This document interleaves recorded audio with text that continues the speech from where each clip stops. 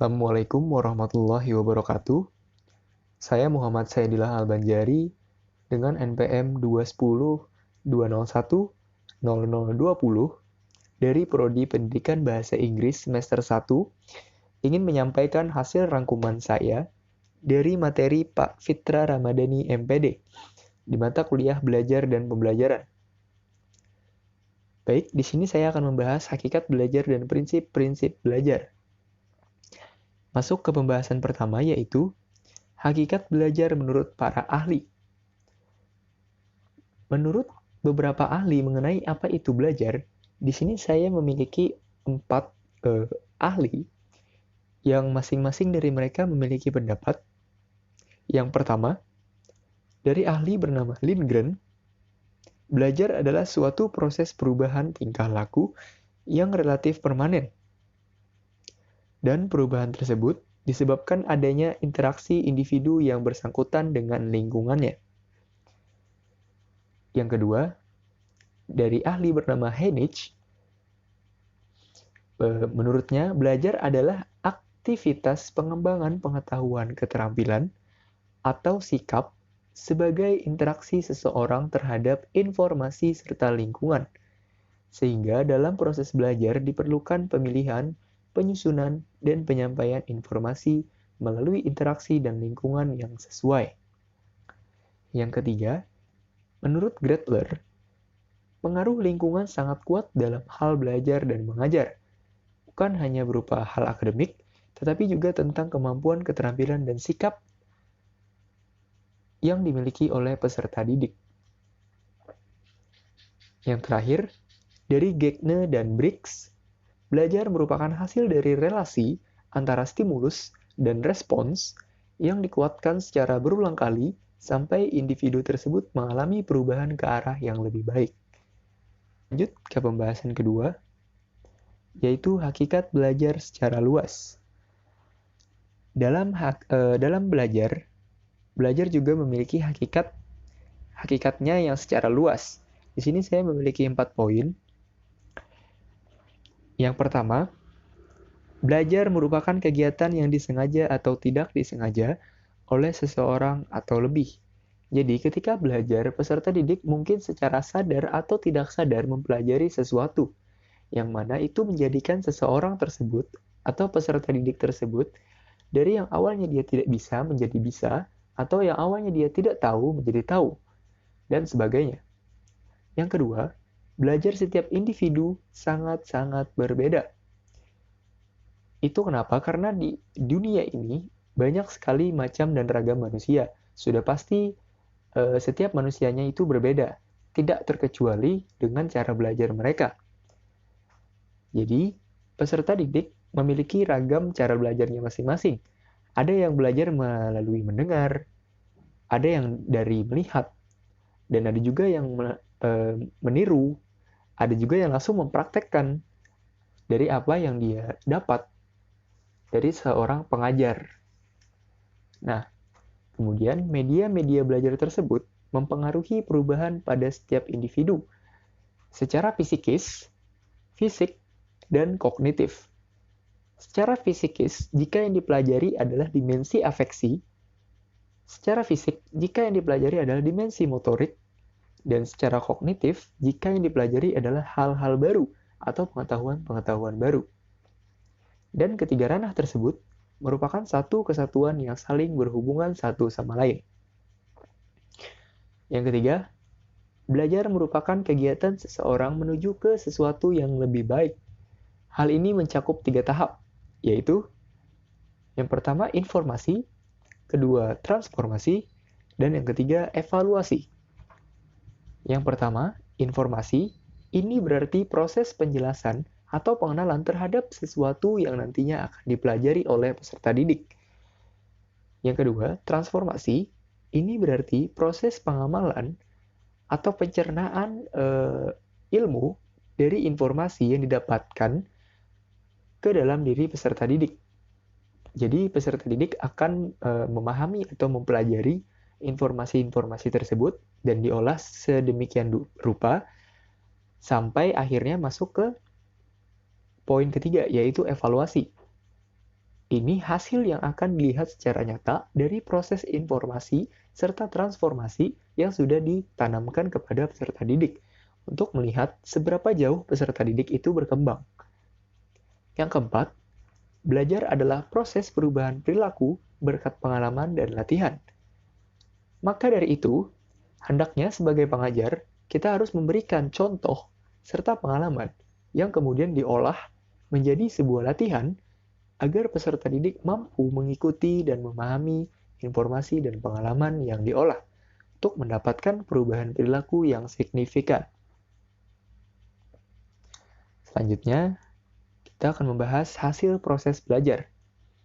Dalam proses belajar, pasti ada hasil yang akan didapat. Ada beberapa hal yang jadi tujuan belajar menurut Benjamin Bloom, dikutip dari Nana Sujana, halaman 22-23, dan di situ terdapat 3 poin. Yang pertama, ranah kognitif, kedua, ranah afektif, dan ketiga, ranah psikomotorik. Untuk ranah kognitif, ini merupakan hasil belajar intelektual yang terdiri dari 6 aspek. Yang pertama, evaluasi, kedua, sintesis, ketiga, aplikasi, keempat, analisis, kelima, pengetahuan, dan keenam, pemahaman. Yang kedua, ranah afektif. Ini merupakan hasil belajar yang memperoleh sikap yang terdiri dari 5 aspek. Yang pertama, penerimaan, kedua, penilaian, ketiga, internalisasi, keempat, jawaban, dan kelima, organisasi. Hasil yang ketiga, poin yang ketiga, ranah psikomotorik. Ini merupakan hasil dari keterampilan dan kemampuan bertindak terdiri dari beberapa aspek. Di antaranya, refleks, persepsual, gerakan dasar, interpretatif, gerakan ekspresif, dan ketepatan keterampilan kompleks. Nah, selanjutnya, hasil dari belajar menjadi model dalam pembelajaran selanjutnya. Menurut Nana Sujana, mengajar adalah proses memberikan bantuan atau bimbingan kepada peserta didik dalam proses belajar. Ini berarti pengajar membantu peserta didik untuk memahami sesuatu agar sang peserta didik bisa mendapatkan hasil. Yang hasil tersebut akan menjadi model pembelajaran berikutnya.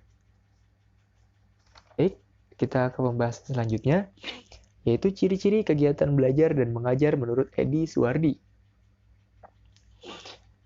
Menurut Edi Suwardi, ada beberapa ciri-ciri dalam belajar dan mengajar. Yang pertama, belajar mengajar memiliki tujuan. Dalam belajar, kita harus memiliki tujuan. Untuk apa kita mengajar dan belajar?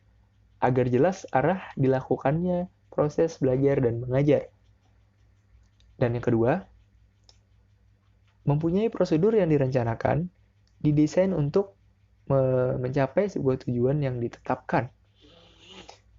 Di sini berarti agar tujuan dapat tercapai, maka hendaknya membuat sesuatu prosedur atau cara-cara dan langkah yang didesain sedemikian rupa untuk mencapai sebuah tujuan.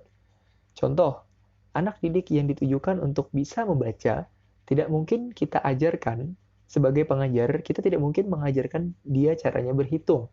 Kita pasti mengajarkan caranya membaca, dan sebagainya. Yang ketiga, kegiatan belajar mengajar mempunyai satu penggarapan materi yang khusus. Dalam hal ini, materi harus diolah secara tepat agar anak didik tidak kesulitan untuk mencerna isi dari materi. Yang keempat, aktivitas anak didik. Di sini, aktivitas anak didik itu sangat diperlukan. Keaktifan anak didik dalam bertanya dan ingin mencari tahu sesuatu itu sangat penting dalam hal belajar dan mengajar. Karena anak didik di sini adalah seseorang yang ingin belajar, bukan yang mengajari. Jadi, peserta didik harus aktif dalam bertanya ataupun mencari tahu. Yang kelima, guru berperan sebagai pembimbing. Ini berarti guru hanya membantu anak didik atau peserta didik dalam mempelajari sesuatu dan tidak membantunya untuk memberikan jawaban-jawaban, tetapi hanya memberikan clue-clue atau petunjuk-petunjuk yang nantinya peserta didik itulah yang akan mencari tahu sendiri apa jawaban sebenarnya. Yang keenam, kedisiplinan. Merupakan tingkah laku atau sikap yang sudah diatur dan disetujui pihak pengajar dan pembelajar secara sadar, jadi hal tersebut akan menciptakan mekanisme yang teratur yang akan menjadi sebuah kedisiplinan. Jadi ketika ada mekanisme yang tidak teratur, ini akan menjadi sebuah pelanggaran disiplin. Oke. Selanjutnya ada batas waktu. Dalam pembelajaran dibutuhkan batas waktu agar proses belajar mengajar memiliki tahapan yang teratur. Jadi setiap kita belajar itu harus ada jangka waktunya. Sampai mana si anak didik ini harus belajar, sampai kapan waktunya dia harus belajar hal baru, dan lain sebagainya. Selanjutnya yang terakhir ada evaluasi. Evaluasi di sini untuk mengetahui apakah proses belajar mengajar berjalan dengan baik, serta untuk mengetahui sudah sejauh apa perkembangan siswa atau peserta didik. Seperti itu. Lanjut. Bagian terakhir yaitu kesimpulan. Kesimpulan dari saya yang saya dapatkan adalah belajar merupakan proses perubahan seseorang ke arah yang lebih baik. Kedua, belajar merupakan proses perubahan pertumbuhan dan perkembangan dengan lingkungan baik secara fisik maupun kognitif. Yang ketiga, belajar merupakan interaksi individu dengan lingkungan sehingga membentuk sebuah kepribadian, baik itu emosional maupun sikap. Keempat, belajar merupakan proses secara sadar yang dilakukan seseorang untuk berubah dari yang tidak tahu menjadi tahu, tidak bisa menjadi bisa, tidak pernah menjadi pernah, dan sebagainya. Kelima, belajar bukan hanya sekedar mengetahui dan memahami, namun belajar juga melibatkan bagaimana individu merubah hal tersebut menjadi sebuah pengalaman yang bermanfaat bagi dirinya sendiri maupun orang lain. Yang terakhir, pengetahuan, keterampilan, dan sikap mental itu akan diperoleh hasil dari belajar itu sendiri. Sedangkan untuk tingkah laku, itu berasal dari lingkungannya sendiri. Seperti itu. Baik, saya rasa itu saja yang dapat saya sampaikan.